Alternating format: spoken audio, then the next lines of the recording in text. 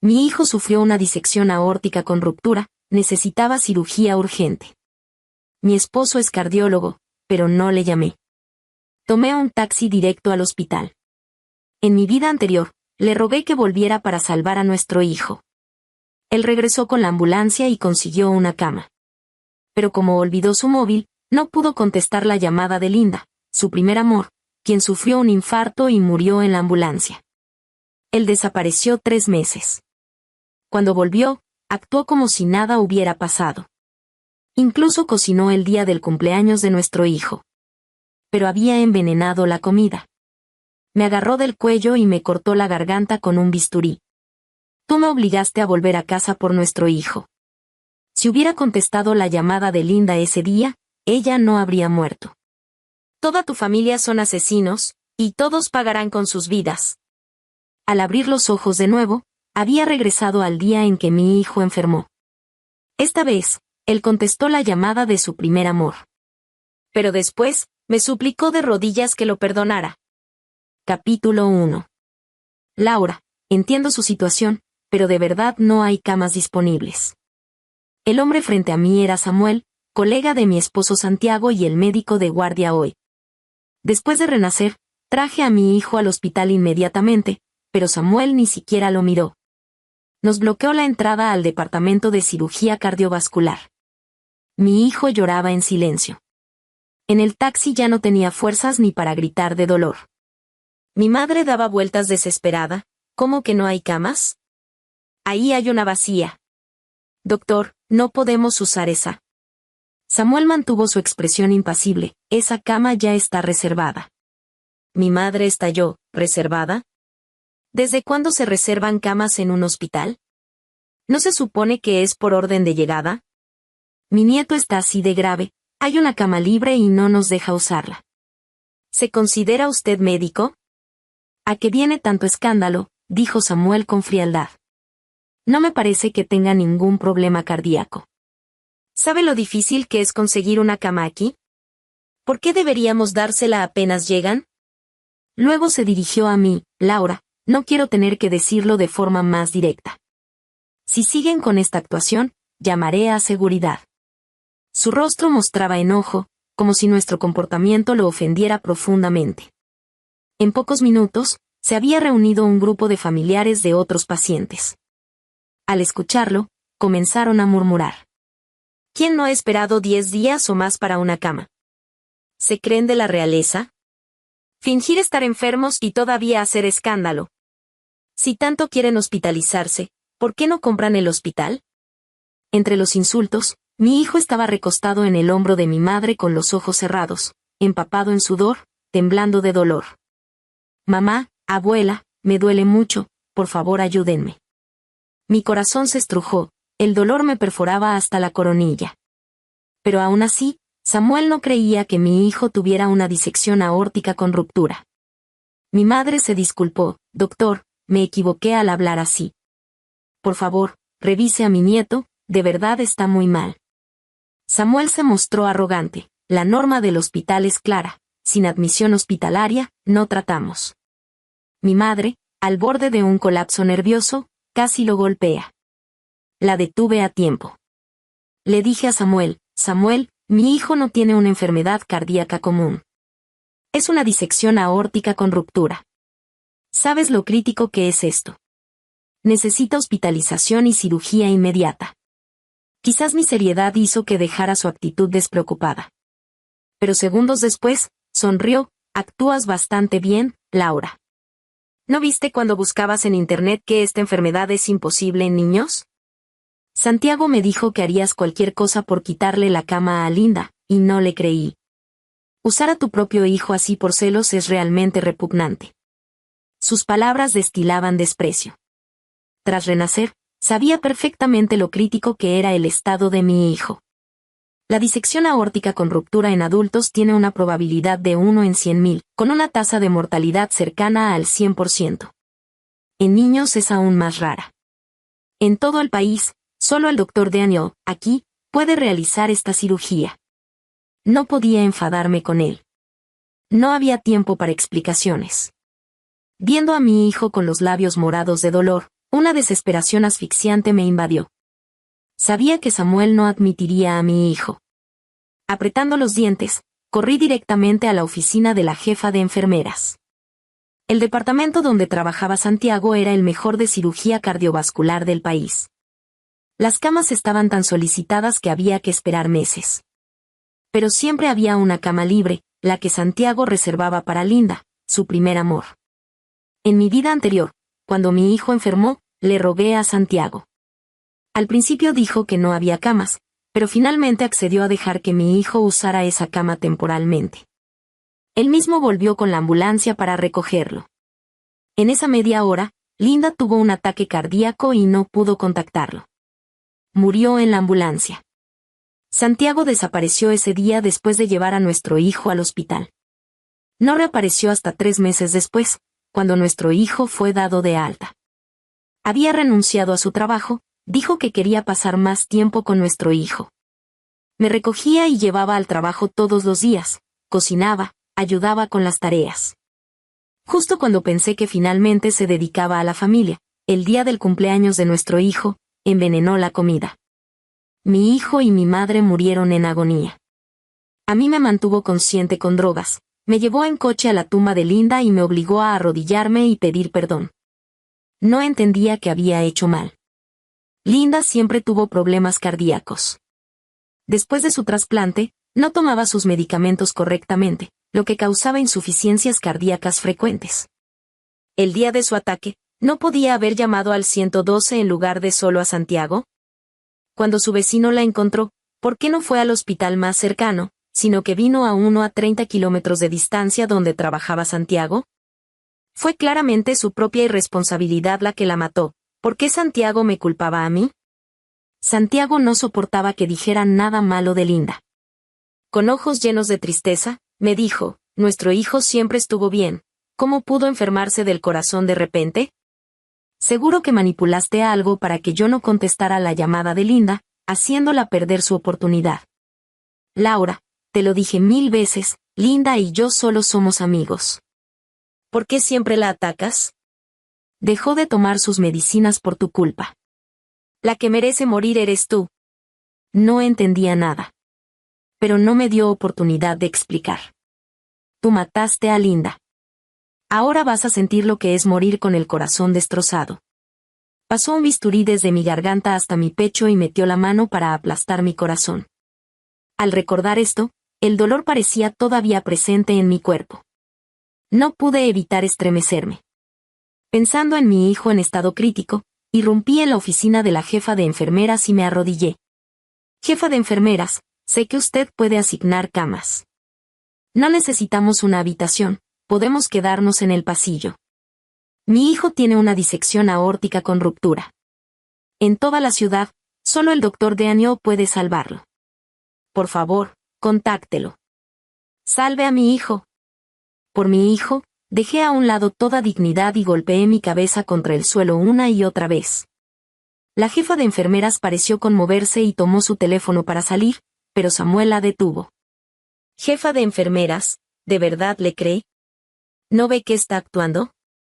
Esta mujer es capaz de cualquier cosa. Hace años, cuando Santiago iba a irse al extranjero con su primer amor, ella lo denunció con una carta anónima y lo separó. Luego usó la influencia de su padre, el director del hospital, para obligar a Santiago a casarse con ella. Por celos, es capaz de todo. Dice que el niño tiene disección aórtica, pero quién sabe si no fue ella quien lo golpeó. Las palabras de Samuel convencieron a la jefa de enfermeras. Guardó su teléfono y dijo amablemente, lo siento, señora Laura. Sin diagnóstico médico, no podemos admitir pacientes. Capítulo 2. Pensé que si no contactaba a Santiago, él buscaría a Linda y la tragedia de la vida pasada no se repetiría. No imaginé que llegaría tan lejos, que hasta le ordenaría a sus colegas que no hospitalizaran a mi hijo. En medio de la desesperación, escuché el grito de mi madre, Laura. Ven rápido. Tomás, él, ya no respira. Salí corriendo como una flecha. Mi hijo estaba desplomado sobre el hombro de mi madre, con los brazos colgando. Extendí la mano para buscar el pulso en su cuello.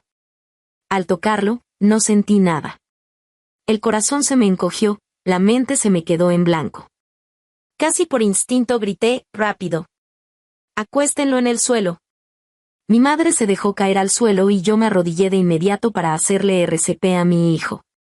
Presionaba con fuerza el pecho de mi hijo. Mi madre corrió hacia la estación de enfermeras, se arrodilló en el suelo sin parar de golpear su cabeza contra el piso. Por favor, sálvelo. Está así y no pueden dejarlo morir. Todos los que estaban alrededor se quedaron atónitos. Una enfermera intentó acercarse para revisar, pero Samuel la detuvo. Por favor, no interrumpa nuestro trabajo. Aunque nadie me ayudó, gracias a mi persistencia, después de varios minutos mi hijo finalmente recuperó el pulso. Lentamente abrió los ojos y susurró débilmente, «Mamá». ¡Qué alivio! Lloré de emoción y lo abracé con fuerza. Solo entonces caí en cuenta, mi hijo casi muere en el hospital. Al pensarlo, sentí un dolor desgarrador en el corazón. Mi hijo me preguntó en voz baja, «Mamá, ¿me voy a morir? ¿Este no es el lugar donde trabaja papá? ¿Por qué no viene a salvarme?». La voz infantil del niño hizo que el lugar quedara en silencio absoluto. Vi a algunas personas secándose las lágrimas disimuladamente. Alguien le dijo a Samuel, «Doctor Samuel, no me parece que estén fingiendo». «Así es, doctor Samuel, examínelo primero». Aunque estuvieran fingiendo, esto es demasiado real. Muchas personas que presenciaron la escena comenzaron a interceder por nosotros. Pero Samuel no se inmutó. «Laura, realmente no hay límite en lo que haces». ¿Cuántas veces ensayaron esta escena en casa? Además, tu técnica de RCP es pésima. Y Santiago ya fue a buscar a Linda, así que este teatro tuyo fue en vano. No esperaba que, llegados a este punto, Samuel todavía no creyera que mi hijo estaba realmente enfermo. No pude contenerme más. «Samuel, ¿qué cosa tan terrible he hecho para que me odies tanto? Aunque yo tenga la culpa, hay leyes que me juzgarían». ¿Qué culpa tiene el niño? Como médico, ¿mereces llevar ese uniforme si das diagnósticos sin examinar? Ante mis palabras, la gente alrededor también se indignó. Exacto, doctor Samuel, ninguna madre juega con la salud de su hijo. Tiene razón, aunque estén fingiendo necesita pruebas. Con solo usar el estetoscopio lo sabría. Ante las acusaciones de todos, el rostro de Samuel cambió ligeramente. Dudó mientras se quitaba el estetoscopio, justo cuando iba a examinar a mi hijo. De repente sonó el teléfono en su bolsillo. Samuel contestó, «Santiago, ¿dónde estás?». Laura está causando un gran alboroto en el departamento. Al escuchar ese nombre, mi corazón dio un vuelco. Quien llamaba era Santiago. La voz de Santiago sonó fría. «Estoy con Linda, la hospitalizaron. Primero échalas de ahí. Cuando Linda esté estable, volveré para ocuparme del asunto». Al final, Santiago añadió, «Esa cama no la toque nadie, la dejé para Linda». Al escuchar esto, mi madre lloró y gritó al teléfono, «Santiago, estás loco. El que está enfermo es tu propio hijo. Si muere aquí, ¿no te dolerá ni un poco?». Santiago soltó una risa fría, «Nadie es más importante que Linda. Si él va a morir, que se muera». Instintivamente le tapé los oídos a mi hijo. Pero ya era tarde. Levantó la cabeza y me preguntó, «Mamá, ¿por qué papá quiere que me muera?». Me quedé sin palabras, sin saber cómo explicárselo. Santiago colgó el teléfono. Samuel me miró con aire de superioridad. «¿Ya oíste? Llévate al niño y deja de hacer el ridículo aquí». En ese momento vi a la jefa de enfermeras aparecer en la puerta con el doctor Daniel. Mis ojos se iluminaron. Cargué a mi hijo y corrí hacia ellos. «Dr. Daniel, por favor revise a mi hijo». El doctor Samuel no lo quiere atender, dice que no está enfermo, pero creo que es una ruptura de disección aórtica. Ante mi súplica, el doctor Daniel colocó el estetoscopio en el pecho de mi hijo. Mientras escuchaba, fruncía cada vez más el ceño. Samuel se acercó y dijo, «Maestro, no le haga caso a esta mujer. Es imposible que un niño tenga una ruptura de disección aórtica». Apenas terminó de hablar, el doctor Daniel guardó el estetoscopio, cargó a mi hijo y corrió hacia el quirófano. Al mismo tiempo le dijo a la jefa de enfermeras: notifiquen al quirófano, preparen todo para una emergencia de ruptura de disección aórtica en un niño. Luego, miró fríamente a Samuel. ¿Quién te dijo que los niños no pueden tener esta enfermedad? Samuel, tu negligencia pudo haber matado a este niño. Las palabras del doctor Daniel cayeron como un rayo, dejando a Samuel clavado en su lugar. Segundos después, la burla desapareció de su rostro, reemplazada por el terror.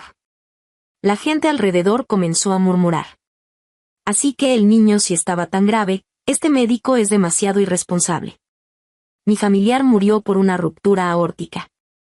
Dicen que por cada minuto de retraso en el tratamiento, la tasa de mortalidad aumenta un 10%. Estas palabras sonaron especialmente hirientes para Samuel en ese momento. Samuel bajó la cabeza y se disculpó: Laura, lo siento. Debí haberlo examinado primero. La jefa de enfermeras me llevó apresuradamente a hacer los trámites. Antes de irme, lo miré con furia. ¿No es que siempre creíste que yo tenía poder e influencia? Espera. Si algo le pasa a mi hijo, no te lo perdonaré. Samuel siempre creyó que yo había separado a Santiago de Linda. En realidad, cuando conocí a Santiago, él todavía no había terminado con Linda. Ese día vine al hospital a traerle algo a mi padre y me enamoré de Santiago a primera vista. Pero al saber que tenía novia, me di por vencida. Más tarde, Linda tuvo que irse al extranjero para tratarse, y Santiago también obtuvo una oportunidad de capacitación en el extranjero. Sin embargo, por una carta anónima denunciando fraude académico, Santiago se vio obligado a quedarse. En ese entonces mi padre era el director de este hospital, por eso muchos creyeron que yo escribí la carta de denuncia. Santiago era estudiante de mi padre, solo él conocía la veracidad de su tesis. Poco después de que Linda se fuera al extranjero, ellos terminaron. Santiago luego decidió estar conmigo. Pronto nos casamos y tuvimos un hijo. No imaginé que después de tantos años, aún habría gente convencida de que yo destruí su relación. Incluso por eso, casi matan a mi hijo. Al pensar en esto, tenía ganas de destrozar a Samuel. Capítulo 3. Después de completar los trámites, llegué a la puerta del quirófano. Mi madre estaba allí de pie. Tras toda una noche de tribulaciones, parecía haber envejecido 10 años. Al verme, rompió a llorar. Si tu padre estuviera vivo, no se atreverían a tratarnos así. Al escuchar esas palabras, se me hizo un nudo en la garganta. Cuando me casé con Santiago, mi padre en realidad no estaba de acuerdo. Santiago había sido su alumno, y él sabía perfectamente de los sentimientos de Santiago por Linda. Me dijo que me arrepentiría de casarme con Santiago. En ese momento, yo creía que con esfuerzo podría conquistar el corazón de Santiago. Los primeros años de matrimonio, Santiago fue realmente un esposo perfecto. Era atento y considerado, siempre pensaba en mí. Después de tener al niño, fue aún mejor conmigo. En esos momentos me sentía muy feliz. Hasta que mi padre murió y Linda regresó al país. Santiago cambió por completo. Su preocupación por Linda superaba la de un simple amigo. Con solo una llamada de Linda, él corría a su lado sin importar cuándo. Peleé con Santiago innumerables veces por esto. Harto de las discusiones, Santiago gritó: ¿no puedes confiar en que Linda y yo no tenemos nada? Me preocupo por ella porque le prometí curar su enfermedad cardíaca. Así era. Santiago estudió medicina por Linda. Vino a este hospital también por Linda. Entre ellos había un pacto: hasta que curara a Linda, Santiago le pertenecía a medias. Todo esto lo sabía desde hace tiempo. Por eso, cuando Linda murió, me alegré en secreto pensando que ese ridículo pacto había terminado por fin. Que mi matrimonio finalmente podría volver a la normalidad. Nunca imaginé que Santiago llegaría a tales extremos por Linda. Cerré los ojos. Resulta que la más ridícula era yo. Por un hombre que no me amaba, estuve a punto de perderlo todo. Afortunadamente, mi hijo tuvo suerte y finalmente salvó su vida. Una semana después, mi hijo despertó y fue trasladado de cuidados intensivos a una habitación común. Mi madre y yo respiramos aliviadas, turnándonos para cuidarlo. Samuel venía varias veces al día, se disculpaba cada vez que me veía y hasta me transfirió dinero a escondidas. Era un buen médico. La jefa de enfermeras me contó que cuando se enteró de que casi había comprometido la vida de mi hijo, lloró desconsoladamente en su oficina, sin poder levantarse, e incluso se dio varias bofetadas. Sabía que si lo denunciaba, seguramente lo despedirían, pero ¿qué pasaría entonces con sus pacientes? Muchas personas podrían perder la esperanza. Así que acepté sus disculpas y su compensación, sin intención de volver a mencionar el asunto. Ese día fui a relevar a mi madre. Apenas entré al pasillo escuché que estaba gritándole a alguien: Santiago, ¿acaso no eres humano? Es tu propio hijo. Acaba de salir de cirugía y ya quieres echarlo del hospital. Entré corriendo de inmediato. Santiago estaba junto a la cama de mi hijo, tirando sus cosas fuera. Mi hijo lloraba a gritos: papá, no tires mis cosas. Linda estaba al lado de Santiago, con los ojos enrojecidos, como si estuviera a punto de llorar. Santiago, no los eches más. No me importa dónde me quede, con tal de tenerte a mi lado. Santiago tiró el vaso de mi hijo a la basura, con rabia en el rostro. No, esta cama es para ti. Aunque sea mi propio hijo, no puede ocuparla. No satisfecho con tirar el vaso, extendió la mano para arrancar las sábanas que cubrían a mi hijo. Detente. Santiago, ¿te has vuelto loco? Me interpuse frente a mi hijo de inmediato. Laura, por fin llegas. Santiago me lanzó una mirada feroz. Date prisa y tramita su alta, que no ocupe el lugar de Linda. Me enfurecí al instante. ¿Acaso este hospital es tuyo? Pagamos por esta cama, ¿con qué derecho nos echas? Porque soy médico, respondió Santiago con arrogancia. No están enfermos y ocupan una cama, desperdiciando recursos médicos. Tengo derecho a echarlos. Estaba a punto de rebatir cuando se escuchó la voz de Samuel desde la puerta. Santiago, basta ya. Tomás acaba de salir de cirugía, no puede soportar esto. Santiago se volvió hacia él. Samuel, ¿qué quieres decir? ¿También te ha lavado el cerebro esta mujer? ¿Te aliaste con ella para engañarme? Conozco a mi propio hijo, siempre ha sido saludable. ¿Cómo va a tener una enfermedad cardíaca? Samuel frunció el ceño. Te engaña ella, te engaño yo, pero el historial médico no te engañará. Si no me crees, ve a revisar el expediente de Tomás. Tuvo una ruptura aórtica ese día, casi muere en el quirófano. Al escuchar ruptura aórtica, la mirada de Santiago vaciló por un momento, pero rápidamente se recuperó y agitó la mano. Un niño no puede. Sí puede, lo interrumpió Samuel. Los niños también pueden tener esta enfermedad. La causa es desconocida, pero efectivamente ocurrió. El director hizo la cirugía personalmente, duró 10 horas completas. Mucha gente en el hospital lo sabe.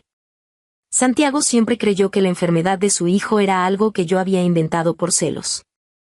En mi vida anterior, después de llevar a su hijo al hospital, recibió la llamada de Linda y se fue, no apareció hasta que su hijo se recuperó, nunca supo cuán grave fue la situación. Ahora que conocía la verdad, miraba a su hijo con las manos temblando involuntariamente. Pero esa vacilación fue rápidamente interrumpida por el llanto de Linda. Tomás estaba tan gravemente enfermo, todo es mi culpa. No debía haberle llamado a Santiago ese día. Yo le robé el papá a Tomás. Las lágrimas le caían sin cesar. La culpa de Santiago se transformó inmediatamente en ternura, apresurándose a consolarla. No es tu culpa. Al final es karma. El padre de Laura te lastimó, así que el cielo debe cobrárselo a su hijo. Esas palabras me recordaron algo de pronto. Antes de morir, Santiago dijo que mi padre había lastimado a Linda, haciéndole exiliarse, sufrir de depresión, y después del trasplante de corazón ni siquiera tomaba medicamentos antirrechazo. Linda pasó tantos años en el extranjero, no tenía muchos amigos aquí, así que seguramente ella misma dijo esas cosas. No podía entender por qué, si mi padre fue tan bueno con ella lo difamaba de esa manera. Después de consolar a Linda, Santiago se volvió hacia mí. Aunque Tomás se haya operado, no puede ocupar la habitación de Linda. Laura, traslada a Tomás a otro hospital hoy mismo. Antes de que pudiera responder, Samuel no pudo contenerse. Santiago, eres demasiado frío, ¿no?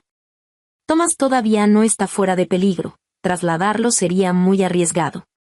Esto es un asunto familiar, no te incumbe. Santiago miró a Samuel con desaprobación, luego me miró a mí. Laura, recuérdalo, tu familia le debe a Linda algo que nunca podrá pagar en esta vida. Ya no pude contenerme. ¿Qué le debo? Santiago, siempre dices que la lastimé, pero ¿cómo exactamente? Apenas la conozco, ¿qué hice que ni siquiera la vida de mi hijo puede pagarlo? Santiago se quedó atónito. Segundos después, su mirada se volvió gélida. ¿De verdad no sabes lo que hiciste? Laura, eres verdaderamente fría y despiadada. Bien, te lo diré. Si no fuera por qué. No digas más, Santiago. Linda de repente le tapó la boca. Si Laura ya no lo recuerda, déjalo así. Dejemos que el pasado quede en el pasado. La ternura de Santiago hacia Linda ya no podía ocultarse. No, voy a decirlo. Linda, has sufrido tanto, y la persona que te lastimó no sabe nada. Eso no es justo. Sin importarle el rostro pálido de Linda, continuó diciéndome, Laura, fue tu padre quien incitó a Linda a irse al extranjero. Originalmente habíamos decidido irnos juntos, pero por tu carta de denuncia nos separamos. ¿Sabes? Linda fue maltratada en el extranjero. Capítulo 4. Según Santiago, como él no pudo ir al extranjero, nadie protegió a Linda y ella resultó herida. Además, la institución de tratamiento que recomendó mi padre era fraudulenta, la usaron como conejillo de indias para probar medicamentos, causándole graves efectos secundarios que la llevaron a padecer depresión. Cuando finalmente regresó al país y consiguió la oportunidad de un trasplante de corazón, mi padre manipuló las cosas para darle un corazón enfermo. ¿Tu padre hizo todo esto? ¿Te atreves a decir que no sabías nada? La voz de Santiago subía cada vez más. Laura, toda tu familia debería pedirle perdón. Si no hubiera visto a Linda parada detrás de él con expresión incómoda, casi me hubiera creído todo eso. Escuchando estas acusaciones absurdas, no pude evitar reírme, y mientras reía sentí ganas de llorar. Después de tantos años, realmente había amado de corazón a un hombre así. Me sequé las lágrimas y miré directamente a Santiago. Santiago, eres patéticamente estúpido. ¿Cómo estás tan seguro de que yo entregué esa carta de denuncia? Santiago frunció el ceño. Solo tu padre sabía sobre los datos falsos de mi tesis. ¿Estás seguro? Miré hacia Linda. ¿Y si tu querida Linda también lo supiera? Santiago pareció entender algo y se giró bruscamente hacia Linda. Linda entró en pánico de inmediato, negando con la cabeza. No, no fui yo. Santiago apretó los puños y dijo con firmeza. Laura, no intentes sembrar discordia entre Linda y yo. Ella no tiene motivos para hacer eso. ¿Cómo que no tiene motivos? Sonreí con frialdad. ¿Crees que realmente fue al extranjero por tratamiento médico?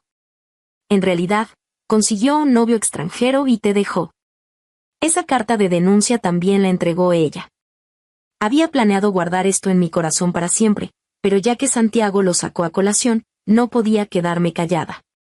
Cuando denunciaron a Santiago, fui a buscar a papá, rogándole que usara sus contactos para encubrir el asunto y enviarlo directamente al extranjero. Finalmente, después de mis insistentes preguntas, papá no pudo más y me contó la verdad. Linda fue la primera paciente en la carrera profesional de papá, algo que hizo que le prestara especial atención. Cuando se enteró de que había una institución de tratamiento adecuada en el extranjero, papá escribió varias cartas por iniciativa propia, consiguiendo un cupo para Linda. Sin embargo, cuando el médico extranjero vino a evaluar su condición, Linda se sintió atraída por el joven doctor que lo acompañaba. Los dos se enamoraron rápidamente y planearon irse juntos al extranjero para comenzar una nueva vida. Justo entonces, Santiago también consiguió la oportunidad de hacer una especialización en el extranjero. Para evitar que Santiago interfiriera con sus planes, Linda escribió esa carta de denuncia. Al ver la carta, el rostro de Santiago palideció, negaba con la cabeza incrédulo. No, esto es imposible.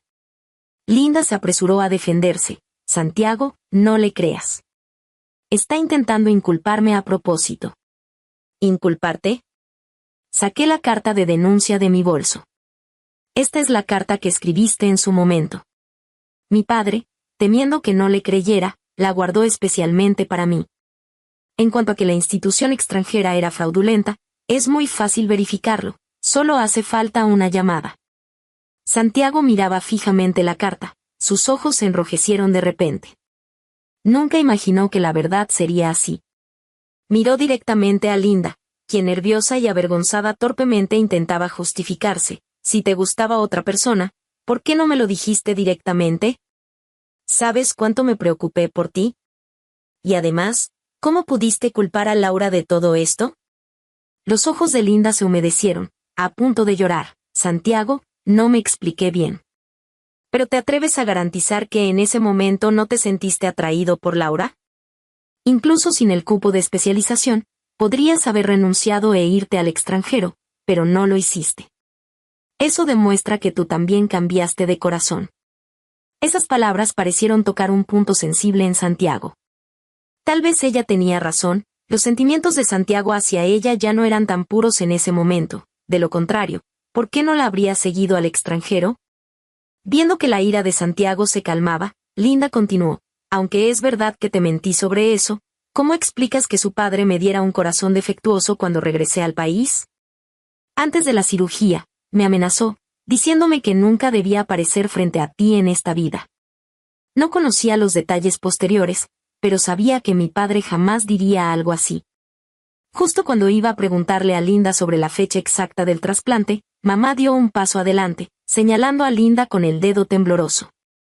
Eres tú. Tú recibiste el corazón de mi esposo, ¿y no lo valoras? Al escuchar esto, me acerqué inmediatamente. Mamá, ¿qué está pasando?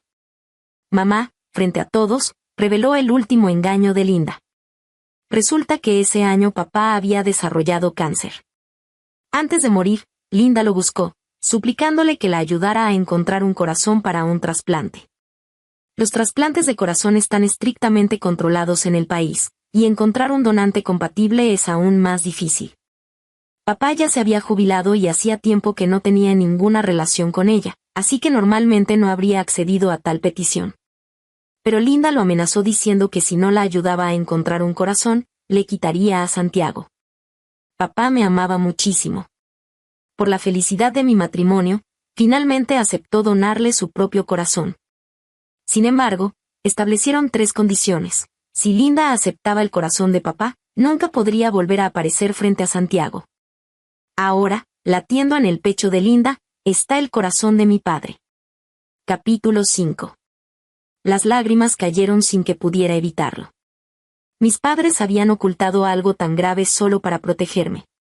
No solo yo estaba en shock, Santiago también se quedó sin palabras. Furioso, le gritó a Linda, el maestro te dio su corazón y en lugar de valorarlo, lo difamas. Linda ni siquiera se molestó en seguir fingiendo, ¿difamar? Era un paciente con cáncer, ¿qué tan bueno podía estar su corazón? Además, era tan viejo que su corazón también estaba envejecido. Yo quería un corazón joven y sano, no esa porquería. Samuel tampoco pudo contenerse. Los donantes de corazón escasean tanto en el país, y alguien que desperdicia un corazón como tú no merece recibir ningún trasplante. ¿Qué hice mal? Solo quiero vivir. Linda, llorando, intentó tomar la mano de Santiago. Santiago, déjame explicarte, no quise engañarte. Santiago finalmente despertó de su engaño. Apartó la mano de Linda con una sonrisa amarga. Linda, resulta que todo esto te lo buscaste tú misma. ¿Y todavía tienes el descaro de decir que otros te maltrataron? Fui un idiota al creerte, incluso eché a mi propio hijo del hospital y ni siquiera estuve cuando lo operaron. Soy una basura. El desprecio evidente en los ojos de Santiago provocó que Linda perdiera los estribos. Se acercó nuevamente. Santiago, ¿qué quieres decir con eso? ¿Olvidaste que tenemos un acuerdo de cuidados? Hasta que me cure, tienes que cuidarme toda la vida. Al diablo con toda la vida. ¿No me has hecho suficiente daño? Lárgate de una vez. Santiago la empujó con fuerza y Linda cayó al suelo. Santiago, sinvergüenza. No puedes tratarme así. Después de gritar estas palabras con emoción, Linda comenzó a respirar con dificultad, jadeando. Esta vez Samuel no se arriesgó a perder tiempo y de inmediato llamó para que la llevaran a emergencias. Durante todo el proceso, Santiago ni siquiera la miró. La habitación quedó en silencio. Me agaché a recoger el vaso que había caído de las manos de mi hijo. Santiago, como despertando de repente, cayó de rodillas frente a mí. Cariño, me equivoqué. Escuchaste todo, Linda me engañó. Por favor, perdóname. Su rostro mostraba una sinceridad calculada. Al ver que no reaccionaba, Santiago continuó, sé que no puedes perdonarme de la noche a la mañana. Te prometo que en un tiempo renunciaré al trabajo para estar contigo y con el niño. Por su trabajo, Santiago rara vez estaba en casa. Y cuando tenía tiempo libre, siempre corría donde Linda. Antes yo me quejaba constantemente de que no estaba en casa, así que en mi vida anterior, cuando renunció de repente, incluso me emocioné por un tiempo. Pero su supuesta compañía terminó con toda mi familia muerta de forma violenta. Pensando en esto, suspiré profundamente y dije con calma, Santiago, divorciémonos. Al escuchar la palabra divorcio, Santiago se quedó petrificado, sin poder reaccionar. Sacudía la cabeza una y otra vez, no podemos divorciarnos. Dame una oportunidad más. Aunque no me necesites, piensa en el niño, un niño no puede estar sin su padre. Mencionando al niño, como agarrándose de un clavo ardiendo, se volvió hacia nuestro hijo, Tomás, convence a mamá de que no deje a papá, o tendrás que separarte de mí. Cuando Santiago dijo esto, me preocupé un poco, después de todo, mi hijo solía depender bastante de él. Para mi sorpresa, mi hijo negó con la cabeza sin dudar, no quiero. Santiago se quedó helado, Tomás, tú lastimaste a mamá, ya no quiero que seas mi papá. Al ver que ese camino no funcionaba, Santiago miró a mi madre, pero ella también negó con la cabeza. Él estaba al borde del colapso, no pueden hacerme esto. Solo la acompañé al médico, ¿y por eso quieres divorciarte? No estoy de acuerdo. ¿No estás de acuerdo? Me reí con frialdad. ¿Crees que el divorcio es como el matrimonio, que necesita el consentimiento de ambos? Estés o no de acuerdo, me voy a divorciar. A lo mucho tardará un poco más. Al ver mi determinación, Santiago entró en pánico. ¿Por qué? Ya prometí volver a la familia, no volveré a tener contacto con ella.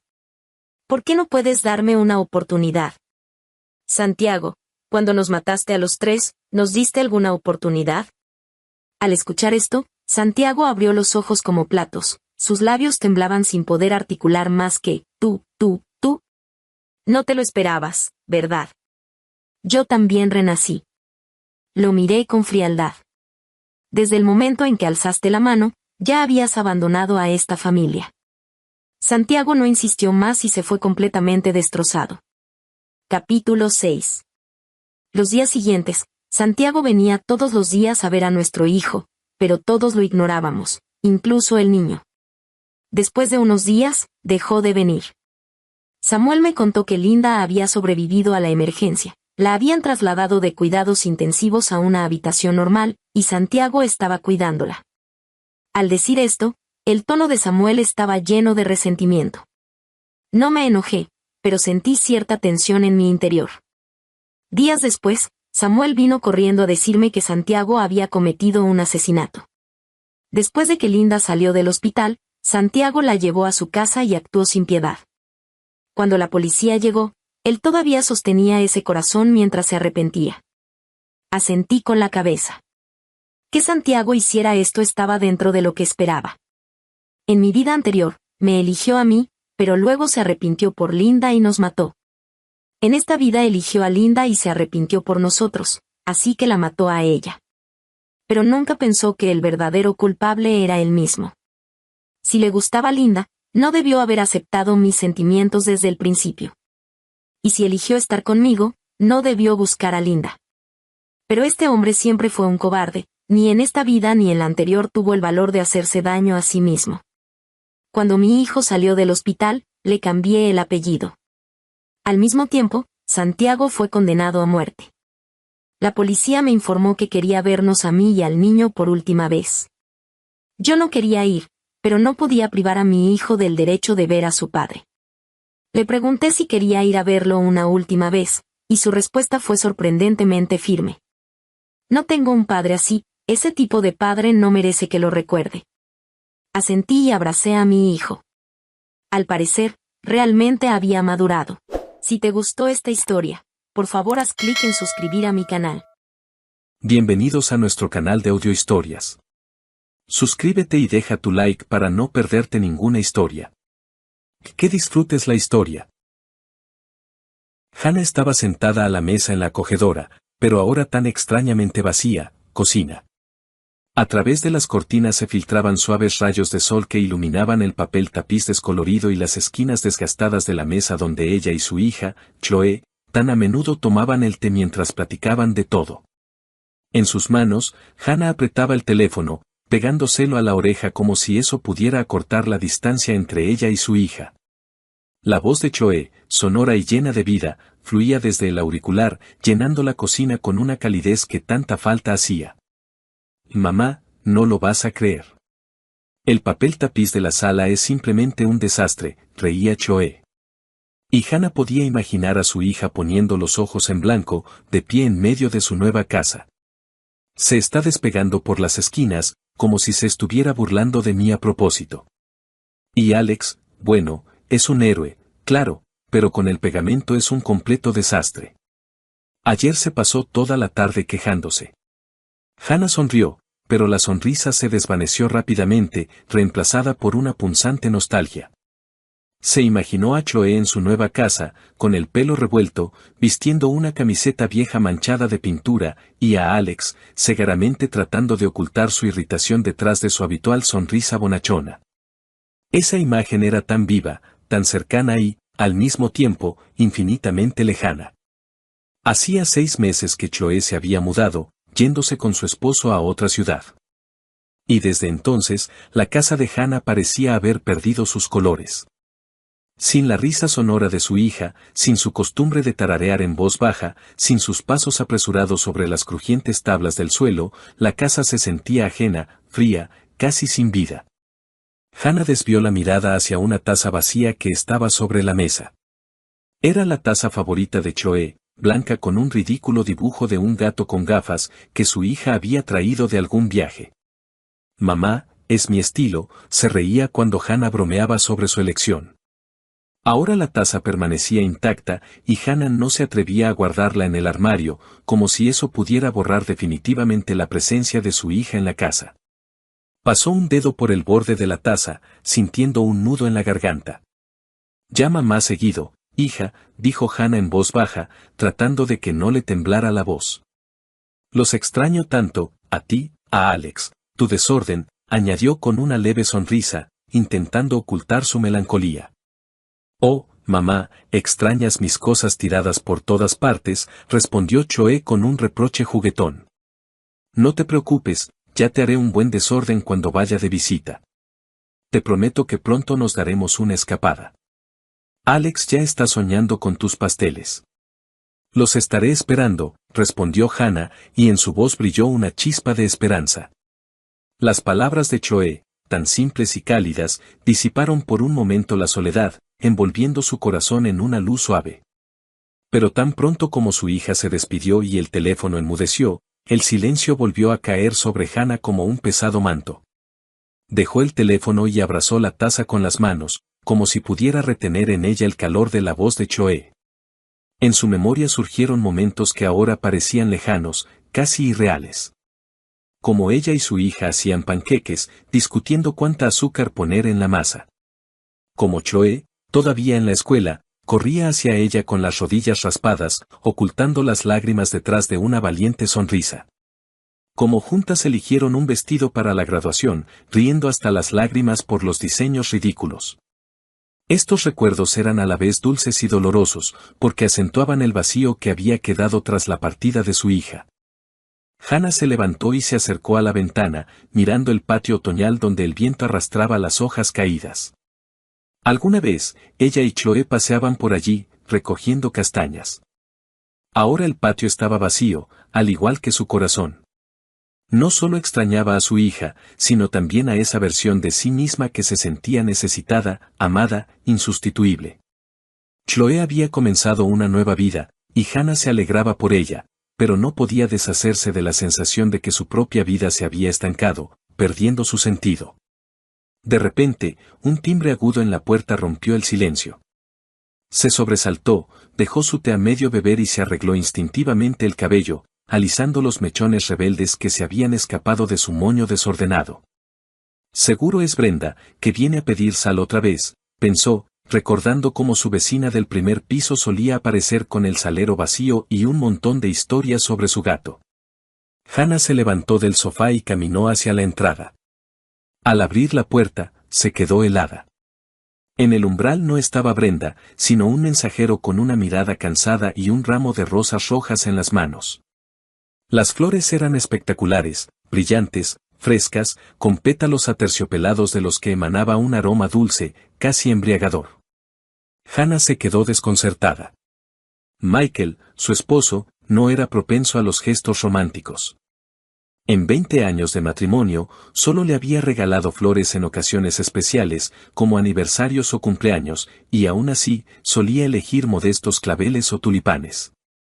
Un ramo tan exuberante de rosas parecía algo de otra vida, no de su realidad. Flores para usted. Adentro hay una nota, masculló el mensajero mientras le entregaba el ramo. Su voz sonaba indiferente, como si ya hubiera entregado 100 ramos iguales ese día y solo soñara con un descanso. Hannah aceptó las flores con vacilación, sintiendo como sus tallos fríos rozaban sus dedos. Murmuró unas palabras de agradecimiento, cerró la puerta y regresó a la sala, apretando el ramo contra su pecho. Su corazón latía un poco más rápido de lo normal. Una mezcla de sorpresa y una tímida alegría. Quizás Michael había decidido sorprenderla. Quizás era su manera de recordarle que todavía la amaba, a pesar de sus conversaciones cada vez más escasas y la frialdad que se había instalado sigilosamente entre ellos en los últimos años. Puso el ramo sobre la mesa e inhaló el aroma de las rosas, cerrando los ojos. Por un instante, le pareció que era joven de nuevo, que Michael, como en los primeros años de su matrimonio, la esperaba al volver del trabajo con flores y una sonrisa. Pero al abrir los ojos, notó una pequeña tarjeta blanca atada con una cinta de satén que envolvía los tallos. Los dedos de Hannah temblaron cuando desató con cuidado la cinta y desdobló la nota. En la tarjeta, con una caligrafía pulcra, estaba escrito, «Te amo, Jessica». El nombre la golpeó como una bofetada. Jessica. Un nombre ajeno, desconocido, afilado como una cuchilla que se clavó en su corazón, dejando tras de sí un vacío helado. Hannah releyó la nota, esperando haberse equivocado, que fuera alguna broma o un error tipográfico. Pero las letras eran claras. Apretó la tarjeta con tanta fuerza que el papel se arrugó en su mano y se dejó caer en una silla, sintiendo que las rodillas le flaqueaban. Las rosas, que un minuto antes parecían un regalo, ahora lucían como una traición, una burla a sus esperanzas. Todo el día, Hannah intentó distraerse.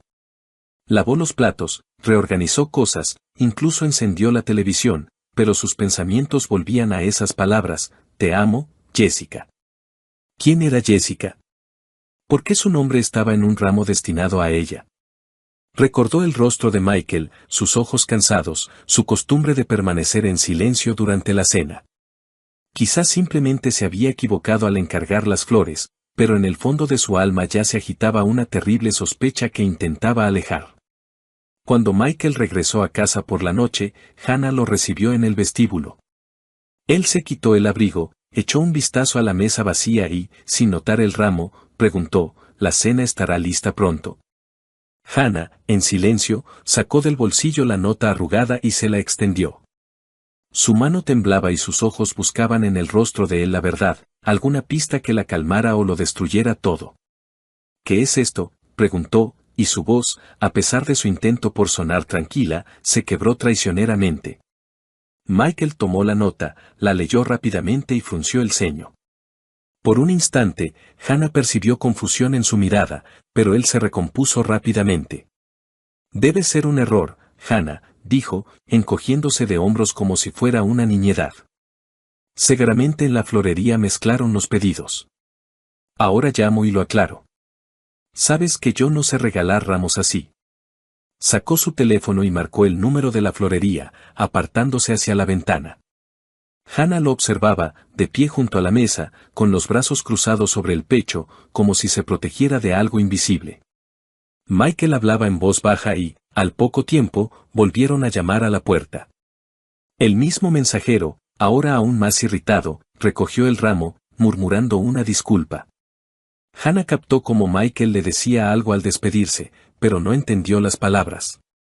La voz de su esposo sonaba apagada, como si no quisiera que ella lo oyera.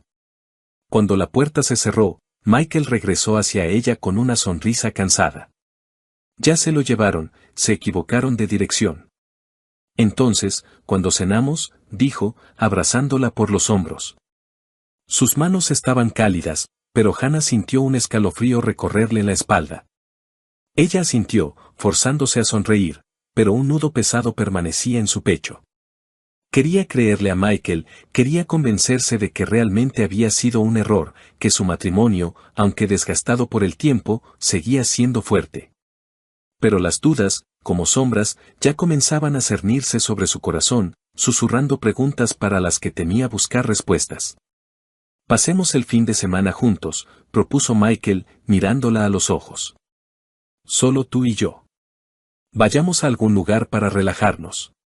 Hannah asintió de nuevo, aferrándose a sus palabras como a un salvavidas. Ansiaba tanto devolver la calidez a su relación, sentir que todavía estaban cerca, que sus vidas no se estaban desmoronando. Está bien, respondió en voz baja. Pero cuando Michael se fue al baño, Hannah se quedó de pie en la sala, mirando el lugar vacío donde hasta hacía poco habían estado las rosas. La nota había desaparecido, el ramo se lo habían llevado, pero el nombre de Jessica permanecía, grabado en sus pensamientos como una mancha imposible de lavar. Sabía que esa noche algo había cambiado en ella, y las sombras de la duda, una vez que aparecían, no desaparecerían tan fácilmente. El sábado fueron al centro. Hannah admiraba los escaparates brillantes, tratando de distraerse de sus pensamientos inquietantes. Planeaban ir al cine, pero en el auto, mientras buscaba servilletas en la guantera, Hannah encontró 2 boletos para el teatro. Las fechas en los boletos eran del mes pasado, y era para una obra que Michael no le había mencionado. ¿Qué es esto?, preguntó, mostrándole los boletos. Michael echó un vistazo y se encogió de hombros. Le presté el auto a un amigo. Él fue con una nueva chica. Ya te había dicho que Gary me pidió el auto. Hannah recordó que Michael había mencionado a un amigo, pero la explicación sonaba demasiado pulida. Decidió callar, pero su corazón latía con ansiedad. Unos días después, Hannah encontró en el bolsillo de un traje de Michael un recibo de lencería femenina. Revisó los armarios. No había lencería nueva. El deseo de saber la verdad se volvió insoportable. Hannah intentó desbloquear el teléfono de Michael, pero él había cambiado la contraseña, algo que nunca antes había hecho. Esa noche, lo siguió cuando dijo que se quedaría hasta tarde en el trabajo. En una cafetería al otro lado de la calle de su oficina, vio a Michael con una mujer joven. Estaba embarazada, su mano descansaba sobre la de Michael, y él le sonreía como no le había sonreído a Hannah en mucho tiempo. Cuando la llave giró en la cerradura, Hannah se tensó. Lo había esperado toda la noche, anhelando una explicación, cualquier justificación para su extraño comportamiento. Pero cuando la puerta se abrió de par en par, el mundo de Hannah se hizo añicos. Michael no entró solo. Detrás de él, como salida de un melodrama barato, desfilaba una joven, alta, con rizos perfectamente peinados y una mirada arrogante. Su vestido rojo brillante gritaba confianza en sí misma, y su mano, colocada demostrativamente en el codo de Michael, parecía gritar, «Esto ahora es mío». Los ojos de la mujer, Heather, como se enteró más tarde, se encontraron con los de Hannah. Y en esa mirada había tanto desafío que Hannah sintió como la sangre le hervía en las venas. Michael se detuvo en medio de la sala, se ajustó el cuello de la camisa y, sin mirar a Hannah a los ojos, soltó, como si lo hubiera ensayado frente al espejo, «Hannah, esta es Heather». Hace tiempo que quería decírtelo. Vamos a vivir juntos. Heather está embarazada de mí. Lo siento. Su voz era fría como un viento helado en enero, pero no se detuvo, decidido a rematarla, y tú, bueno, vete a la casa de campo. El aire fresco te sentará bien, podrás regar tus florecitas allí. Hannah se quedó paralizada, como si alguien hubiera silenciado el sonido en la habitación. Su mente se negaba a aceptar las palabras que acababa de pronunciar su esposo, el hombre con el que había compartido 20 años de vida, cama, sueños, una hipoteca, la casa de campo, las florecitas. ¿Hablaba en serio? Miró a Heather, que estaba de pie, con la espalda orgullosamente erguida y una ligera sonrisa de suficiencia, como si ya estuviera eligiendo las cortinas para ese departamento. Y en ese momento, algo dentro de Hannah se rompió. El mundo no solo se derrumbó, explotó como una burbuja de jabón, dejando tras de sí solo furia, caliente, ciega y absolutamente incontrolable. Florecitas, gritó Hannah, saltando del sofá con tal brusquedad que la taza de té voló al suelo, haciéndose añicos con un estruendo. Sus ojos lanzaban relámpagos mientras sus manos ya buscaban un arma. Y la encontraron, un viejo trapeador de madera que acumulaba polvo en un rincón junto a la pared, como un fiel guardián de su hogar familiar. Hannah agarró el trapeador, apretándolo como si fuera la espada de la justicia, y con un grito de guerra digno de una valquiria, se abalanzó sobre Michael. «Largo de aquí, traidores», gritaba, blandiendo el trapeador con tal energía que silbaba en el aire como una hélice. Michael, que claramente no esperaba que su recatada esposa se convirtiera en una furia, retrocedió, tropezando con la mesa de centro. Heather, cuya confianza se había evaporado más rápido que la niebla matutina, soltó un chillido digno de una película de terror barata y retrocedió hacia la puerta, cubriéndose el vientre con las manos como si Hannah planeara un duelo de trapeadores. «Hannah, te has vuelto loca», gritó Michael, tratando de esquivar el trapeador que ya se cernía amenazadoramente sobre su cabeza. «Loca», rugió Hannah, lanzando una estocada que casi hizo caer a Michael al suelo. «Tú me hablas de la casa de campo, de las florecitas, y mientras tanto te revuelcas con esta mocosa». Heather emitió un chillido ofendido y corrió hacia la puerta, casi derribando el perchero en el vestíbulo. Michael, dándose cuenta de que la batalla estaba perdida, agarró a Heather del brazo y, como dos palomas asustadas, salieron volando del departamento, dejando tras de sí solo el sonido de una puerta cerrándose de golpe. Hannah, respirando con dificultad, arrojó el trapeador al suelo y cerró la puerta con un estruendo, girando la llave como si estuviera poniendo punto final a su matrimonio. Se apoyó de espaldas a la puerta y se deslizó lentamente hasta el suelo, sintiendo cómo la furia daba paso al dolor. Las lágrimas brotaron a raudales. En su cabeza, los recuerdos giraban como un torbellino. Su boda, cuando Michael bailó con ella bajo la lluvia, olvidándose de los invitados, el nacimiento de Chloe, cuando él, llorando de felicidad, sostuvo a la pequeña en sus brazos, las promesas que le susurraba por las noches, jurando que estarían juntos para siempre. Todo eso había sido aplastado ahora por sus palabras, por su traición, por esa ridícula Heather con su vestido rojo. Se abrazó las rodillas, hundiendo el rostro en las manos, y lloró hasta que le dolió la garganta. La noche se extendió, interminable, como una pesadilla de la que era imposible despertar. Hannah abrazó una almohada que olía a su pasado compartido y trató de entender cómo su vida, tan familiar y querida, se había convertido en esta farsa absurda. En algún lugar en el fondo de su alma, todavía esperaba que fuera un sueño, que por la mañana Michael entrara con una sonrisa culpable y lo explicara todo. Pero su corazón conocía la verdad. La puerta que había cerrado de golpe ya no se abriría para él. ¿Y el trapeador? El trapeador ahora se convertiría en una leyenda.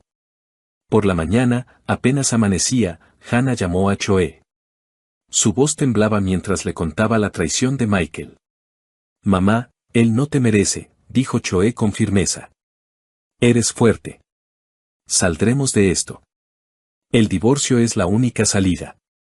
Te encontraremos a alguien nuevo». Chloe llegó unas horas después, abrazó a su madre y no la soltó hasta que dejó de llorar. Más tarde, llegó la amiga de Hannah, Linda, con una botella de vino y una caja de pasteles. No estás sola, Hannah, dijo Linda, apretándole la mano.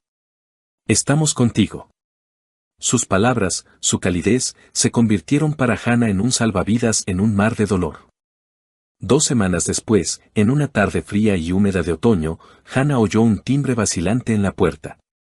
Estaba sentada en la sala, envuelta en una manta de lana, con un libro que no había podido leer. Sus pensamientos todavía giraban en torno a la traición de Michael.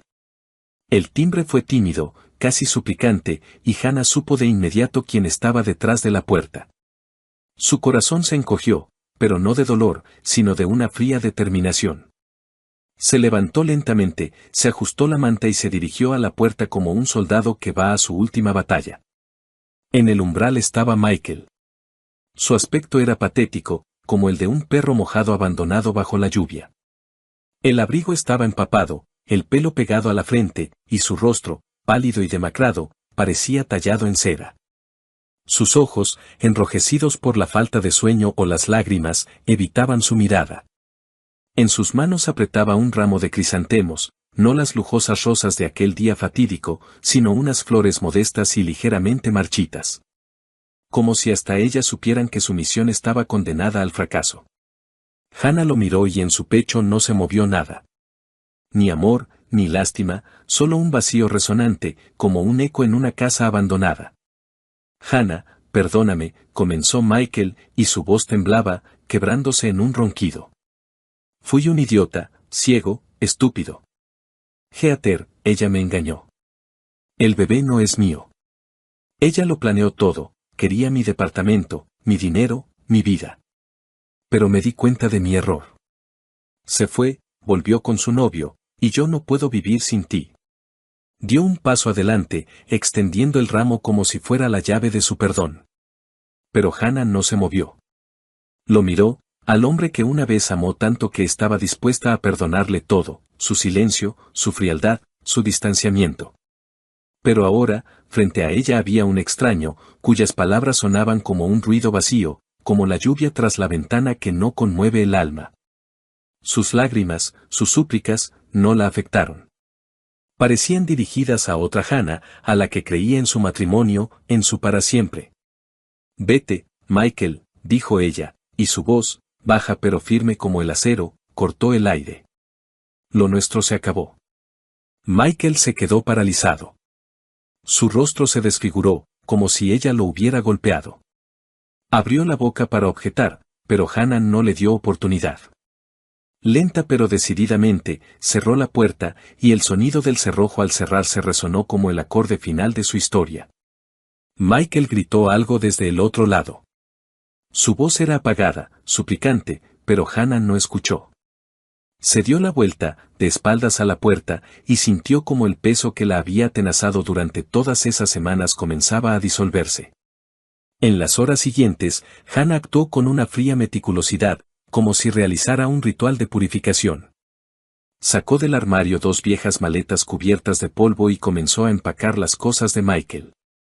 Sus camisas, cuidadosamente dobladas, olían a su colonia, y por un instante sus dedos vacilaron, pero apretó los dientes y continuó. Trajes, corbatas, calcetines, incluso su gorra de béisbol favorita con el logo de un equipo de fútbol. Todo lo que le recordaba a él iba a parar a las maletas. Trabajó en silencio, y solo el golpeteo de la lluvia contra la ventana rompía la quietud. Luego, Hannah se sentó a la mesa y abrió su cuenta bancaria conjunta. Los ahorros que habían acumulado durante años para una remodelación, para unas vacaciones, para un futuro que ya no existía, los dividió por la mitad. Transfirió la mitad a la cuenta de Michael, quedándose exactamente con lo que consideraba justo.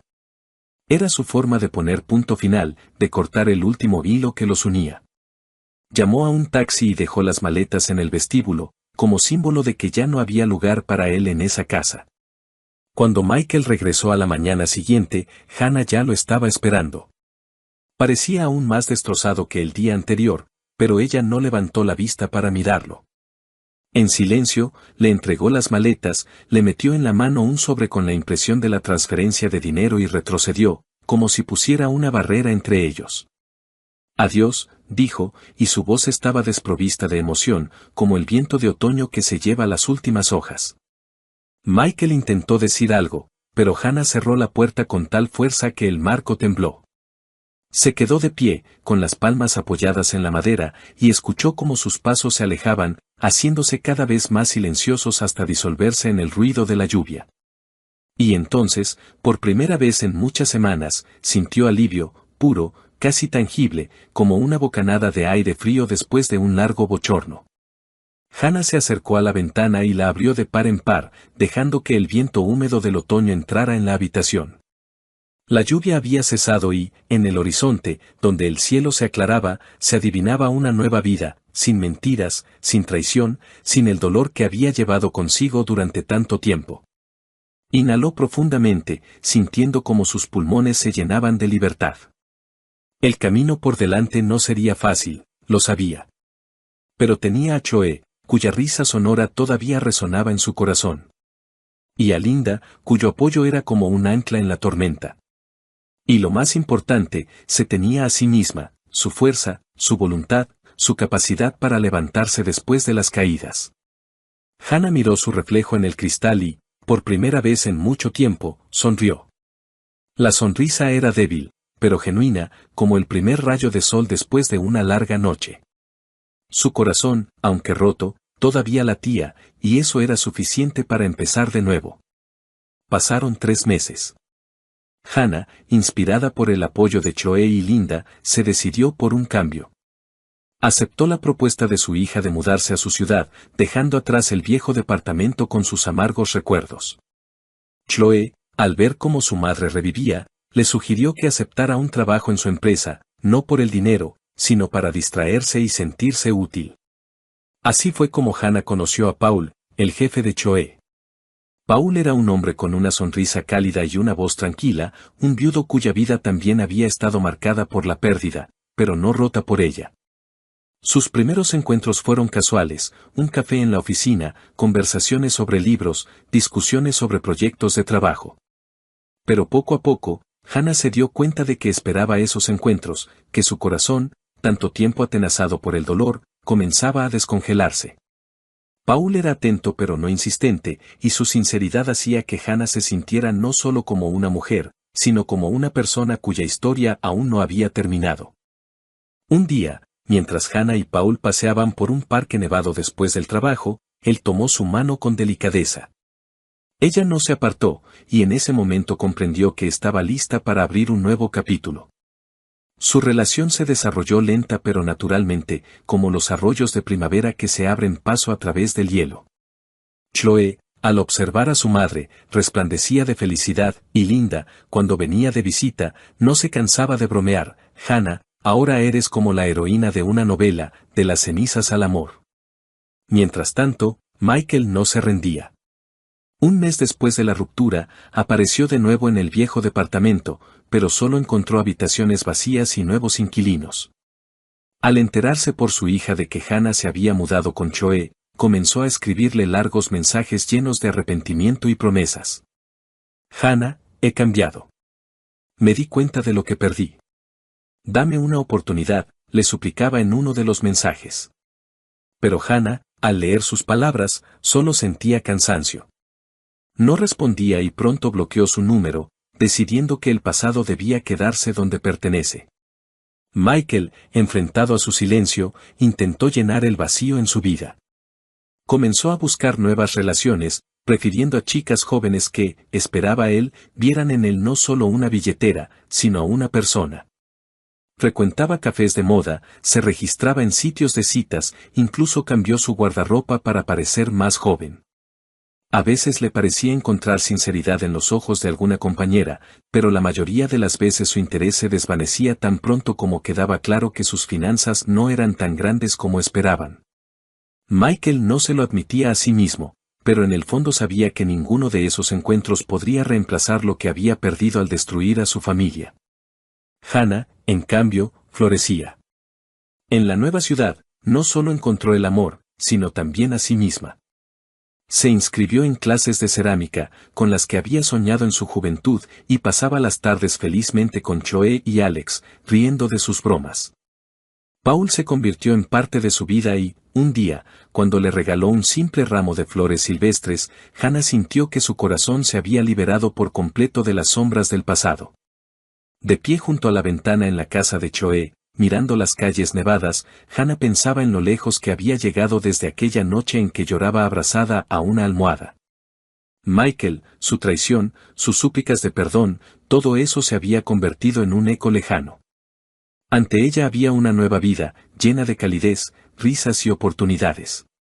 Sonrió, apretando contra su pecho una taza de té caliente, y comprendió que su historia apenas comenzaba.